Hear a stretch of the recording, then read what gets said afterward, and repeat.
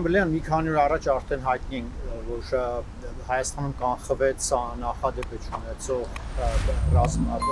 հեղաշրջում կամ հեղաշրջման փորձ, որը ծրագրավորել էին հիմնականում հոգևորականները։ Ձեր կարծիքով այդ պլանի, այդ փորձի մեջ արդյոք կային ներգրաված ուժեր, որոնք կապ ունեն դրսի հետ, հաշվի առնելով նաև, որ երեք Լավրովը որոշակի անդրադարձ կատարեց այդ իրադարձություններին ու կապված եկեղեցու հետ կապված իրադարձություններին։ Միանշանակ այո, իրենք չէին կարող գործել եւ նման պլան մշակել առանց ունենալու ոչ միայն աջակցությունը դրսից, Ռուսաստանից ավելի կոնկրետ, այլ կոնկրետ հրամանը նույնիսկ ուղղորդումը, այդ ամբողջ պլանն էլ կարծում եմ հենց այնտեղ էլ գրվել է։ Գիտեք, տարիներ շարունակ դեռ 99 թվականի հոկտեմբերի 27-ից սկսած Ռուսաստանը ներգրաված է եղել տարատեսակ ահաբեկչական գործողություններում, ծիծեռնակը հենց հոկտեմբերի 27-ն էր,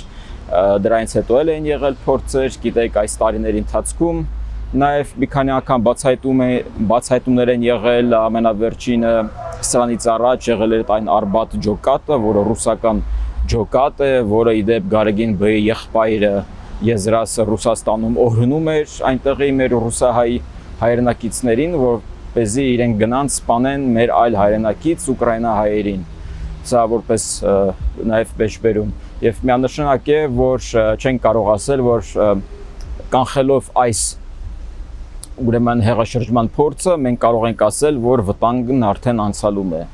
Վստահաբար կարելի է ենթադրել, որ լինելու են նորանոր փորձեր, ավելի միգուցե կատարելագործված, սխալների ուղում արած արդեն, որովհետև 2026-ին խորհրդարանական հերթական ընտրությունները, որոնք տեղի կունենան հունիսին, հաջորդ տարի շատ կարևոր են Հայաստանի Հանրապետության համար, պետականության համար, շատ կարևոր է Ռուսաստանի Դաշնության համար, որովհետև մենք գիտենք, որ իրենց նպատակը հենց Հայաստանում խամաճիկ իշխանություն ունենալն է, իրենց նպատակը Ուկրաինայում խամաճիկ իշխանություն ունենալն է, իրենց նպատակը Մոլդովայում եւ Վրաստանում խամաճիկ իշխանություններ ունենալն է, դա որպես պլան մինուս։ Իսկ լավագույն տարբերակում դա Բելարուսի տարբերակն է, միութենական պետություն, իհարկե չեն կարող նաև ավելի վատագույն սցենար կանխատեսել եւ ընդհանրապես պետականությունը լուծարվում է եւ դառնում է մի մաս Ռուսաստանի Դաշնության այդ մեծ հանցագործ երկրի, ընդ որում ոչ թե այս տարածքով, այլ այս տարածքի հաշվին իրենք կգնան ինչ-ինչ բարտեր փոխանակումների, համաձայնությունների Թուրքիայի հետ, բայց ավելի հավանական է Ադրբեջանի հետ նաև հաշվի առնելով այն ռուս-ադրբեջանական փոխհրաձգությունը, որի մոտ տեղի ունենում։ Իսկ այդ ամենը մտված է հիմնականում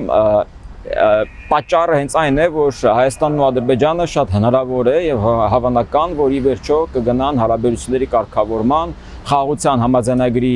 կնքման, դա նաև ուղղված է հայ-թուրքական հարաբերությունների բարելավման, գիտենք, որ Թուրքիայի էներգետիկայի կարծեմ նախարարն էր հանդիպել հայ գործընկերոջ հետ եւ քննարկում են էներգետիկ համագործակցություն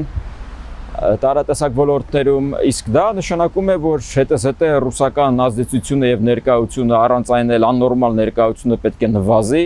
պետք է չեզոքանա ի վերջո, որովհետեւ որքան չեզոքանա նվազի ռուսական ներկայությունը, այնքան ուժեղանում է Հայաստանի Հանրապետության իշխանությունը, իր դիմադրունակությունը, իր զարգացման հեռանկարն է ավելանում, իր ընդունակություններն են ավելանում եւ դրանով նաեւ կամրապնդվեն արդեն Հայաստանի կապերը արևմուտքի հետ, այն կենտրոնի հետ, որտեղ կան տեխնոլոգիաներ, որտեղ կա փորձ, որտեղ կան մեր պես փոքր երկրներ, որոնք անցել են այս ամենի միջով, անցել են ռուսական օկուպացիայի միջով, իդեպ մենք կարող ենք փաստերով նայել, որ այն երկրները, որոնք կարողացել են թոթափել ռուսական լուծը եւ ազատագրվել, դեօկուպացվել, ապագաղութացվել, այսօր իրենք շատ բարեկեցիկ կյանք են վայելում եւ ընդհանուր այն մակարդակի, որ այնտեղի թոշակառուն շատ ավելի իրեն լավ է զգում, քան Ռուսաստանի Դաշնության թոշակառուն։ Իսկ մենք կարող ենք դիտարկել թե Ռումինիայի կամ Բուլղարիայի փորձը, մենք կարող ենք դիտարկել Բալտիկ երկրները եւ մենք կտեսնենք, որ ահռելի տարբերություն կա բարեկեցության մակարդակներում։ Բամբլյան, խնդրեմ մեկնաբանեք նաև Լավրովին պատասխանը մեր արտաքին գործերի նախարարի, արդյոք դա կոչտեք համարում, համարժեք եք համարում։ Կոպիտ միջամտություն էր Լավրովի կողմից, ընդ որում այնինչ կատարվեց նաև Եկատերինբուրգում ադրբեջանցիների նկատմամբ։ Դա նաև խոսում է նրա մասին, որ Ռուսաստանը ոչ միայն փորձում է ճնշում գործադրել Հայաստանի վրա, այլ նաև փորձում է ճնշում գործադրել Ադրբեջանի վրա, բայց հաշվի առնելով, որ նա չունայն նորմալ ներկայություն Ադրբեջանում, նա փորձում է օգտագործել ադրբեջանցի քաղաքացիներին Ռուսաստանում։ Ես կարծում եմ, որ հաշվի առնելով այն կախվածությունը դեռ որ մենք ունենք Ռուսաստանից, թերևս դա կոպտագույն պատասխաններ որ կարող է հնչել։ Գիտեք, ես ավելի կցանկանայի, որ մենք գնանք ոչ միայն կամ ոչ այնքան այդ հայտարարությունների կամ դրանց տոնայնության հետևից, այլ կոնկրետ գործողությունների հետևից, իսկ կոնկրետ գործողությունը դա Միացյալ Նահանգների հետ մեր ատոմակայանի նոր ատոմակայանի կառուցումն է, դրանով մենք կթոթափենք ամբողջությամբ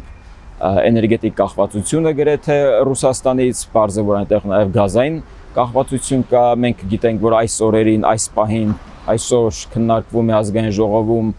հեծի ազգայնացման, պետականացման հարցը, որը գերկարևոր նշանակություն ունի Հայաստանի համար, եւ Ռուսաստանը ահավոր այդ առումով անհանգստացած է, ոչ թե այն պատճառով, որ իրենք ինչ-որ գումարներ են կորցնում, իրենք իրականում չեն էլ մտածում գումարի մասին, իրենք հասկանում են, որ շատ կարևորագույն լծակ են բաց թողնում Հայաստանի վրա։ Եվ այստեղ ես պետք է ողջունեմ, որ իշխանությունն ունեցավ քաջություն, որպեսզի գնա այդ ուղղությամբ, ես ուզում եմ, որ իրանք եւս մի քանի քայլ առաջ գնան, որովհետեւ հայկական երկաթուղիները պետք է նույնպես ազգանացվեն, այն խայտառակ վիճակը, որ մենք ունենք, մենք կնստենք Երևանից Թբիլիսի, հետո Թբիլիսից Բաթումի եւ մենք կտեսնենք այդ տարբերությունը կամ կվերադառնանք եւ խոսել խաղաղության խաչմերուկից, նոր ենթակառուցվածքներից, ունենալով հայկական երկաթուղիները ռուսական տիրապետության ներքո, դա անիրատեսական է, որովհետեւ նախ իրենք ոչ տեխնոլոգիաներ ունեն, իրենք սանկցիաների տակ են, իրենք ոչ էլ ցանկություն ունեն, նույնիսկ եթե ունենային ընդունակություն, կարողություն, իրենք ցանկություն չունեն, որպեսզի ներդրումներ կատարեն Հայաստանի ենթակառուցվածքների մեջ, որովհետև դա կնշանակի զարգացող Հայաստան, իսկ դա իրենց դուր չի գալիս։ Որևէ պետություն, որը համագործակցում է կամ կախված է ավելի շուտ Ռուսաստանից, թշվառ է գրեթե, եւ Ռուսաստանը հետաքրքրված չէ իր ուրեմն նշանառության տակ գտնվող երկրներում ներդրումներ կատարել, որպեսզի այնտեղ բարեկեցիկ կյանք ապահովի, որտեղ կա բարեկեցություն, այնտեղ չկա Ռուսաստան, որտեղ կա խաղաղություն, ժողովրդավարություն, այնտեղ չկա Ռուսաստան, դրանք լրիվ հակադիր հականիշներ են, մեկը մյուսին հակոտնյա է։ Բամբլյան, այս ամենի մեջ Սամվել Կարապետյանի գործոնը ինչպես կմեկնաբանեք, արդյոք զուտ կապված է միայն հեծի հետ, թե նաև քաղաքական նկարտումներով էր Սամվել Կարապետյանը Հայաստանում եւ նման հայտարարությունները։ Փորձում են դնել մի հերթական Բիձինաշվիլի, որը իրենք հաջողությամբ իրագործեցին Վրաստանում, բայց մենք տեսել ենք այդ փորձը, մենք սովորել ենք վրացիներից եւ մենք թույլ չտվեցինք, կանխեցինք, որպեսզի Սամվել Կարապետյանը դառնա պատոհաս մեր երկրի գլխին, մեր պետականության գլխին, մեր քաղաքացու ազատությունների գլխին եւ զարմանալի է, որ Սամվել Կարապետյանը տեսնելով նաեւ Ռուբեն Վարդանյանի ճակատագիրը նա գնաց այդ քայլի, բայց կարծում եմ նա դեռևս այլ ընտրանքել չուներ, որովհետեւ չես կարող ունենալ միլիարդներ դիզած Ռուսաստանում եւ գնալ Ռուսաստանի նախագահի ցանկության դեմ։ Նույնիսկ եթե այդ ցանկությունը չի բխում քո բիզնես շահերից, քո նույնիսկ անձնական շահերից, քո քաղաքական նպատակներից, Սամվել Կարապետյանը քաղաքականությունից կիլոմետրերով հեռու է եւ նա պետք է հենց այդ հեռավորության վրա էլ մնար, բայց ունենք այն ինչ ունենք։ Ես միայն պետք է հույս հայտնեմ, որ հետաքննությունը, որը արվում է թե իր մասով, թե այսպես կոչված արդեն սրբազանների, երկու սրբազանի մասով, նաև տարատեսակ հոգևորականների եւ այլ անձանց մասով պատշաճ կերպով կշարունակվի եւ մենք կտեսնենք կոնկրետ արդյունքներ, մենք չենք ունենա մի իրավիճակ, երբ մի քանի ամսից մեկ էլ գրավի դիմաց իրենք ազատ կարձակվեն ստորագրության դիմաց եւ այլն։ Մենք պետք է հասկանանք, որ իրենք պատուհասներ են, իրենք վտանգ են ներկայացնում Հայաստանի Հանրապետության պետականության համար եւ իդեպ այն ուժգնությամբ որով առաջնորդվում է այսօր Ադրբեջանը, նաև պետք է մեզ համար ցուցանիշ լինի, թե ինչպես պետք է հակազդել։ Եվ որքան ուժգին ես հակազդում Ռուսաստանին, այնքան իրենք փորձում են սիրատեչել եւ այնքան իրենք այլ լեզու չեն հասկանում, իրենք միայն սպառնալիքի ուժի լեզու են հասկանում եւ մենք այլ տարբերակ պարզապես չունենք։ Մենք չենք կարող ինչ-որ ռևերանսներ անել Ռուսաստան եւ ակնկալել, որ իրենք դա կգնահատեն, դա միայն կդիտարկեն որպես թուլության նշանի ցուցադրություն։ Ավելին, մենք տեսանք, թե Ադրբեջանը որքան կոշտ եւ կտրուկ արձագանքեց Ռուսաստանի գործողություններին իր քաղաքացիների հանդեպ, ռուսական լրատվամիջոցներում եղան ձերբակալություններ Բաքվում, արդյոք Հայաստանը պետք է նման կոշտ քայլերի եւս դիմի, խոսքը այն կառույցների եւ գործիչների մասին է, որոնք այսպես ասենք համարվում են ռուսական ազդեցության գործակալ։ Ինձ համար կարևորը ոչ թե կոշտությունն է, այլ կարևորը արդյունքն է։ Իսկ արդյունքը պետք է լինի այն, որ Ռոսսոտրուդիչեստվո կոչված ռուսական փակուկ ուժը պետք է փակվի, Sputnik, այդ Russia Today, Մարգարիտա Սիմոնյանի տարատեսակ այդ մեդիա լրատվականները պետք է փակվեն, ընդ որում ամբողջ Հայաստանի Հանրապետության տարածքով մեկ կլինի մասնավոր, կլինի չգիտեմ ինչ այլ ձևով, մուլտիպլեքսով եւ ճակատին դաջվածք ունեցող գործակալները, ինչպիսին Միկա Բադալյանները, պետք է ձերբակալվեն, պետք է դատվեն, պետք է արտաքսվեն, չգիտեմ, պետք է իրենց մուտքը սահմանափակվի, ես չգիտեմ իր քաղաքացիության հարցը, բայց համենայնդեպս իրենք բոլորը պետք է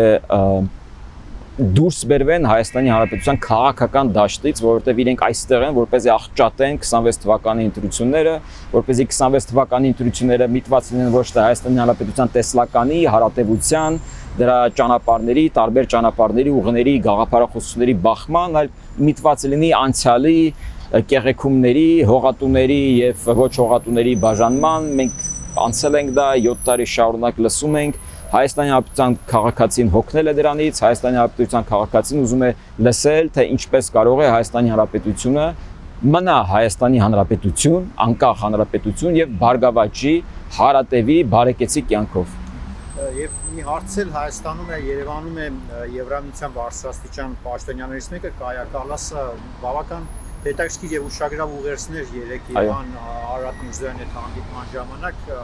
մեկնաբանեք։ Այո, շատ կարևոր է, որ իրենք ստորագրում են, մենք դեռ չունենք այդ փաստաթուղթը, որպեսզի համենայնդեպս վերնագիրը շատ տպավորիչ է, այն խոսում է ոչ միայն տնտեսության, այլ նաև անվտանգության եւ պաշտպանության ոլորտների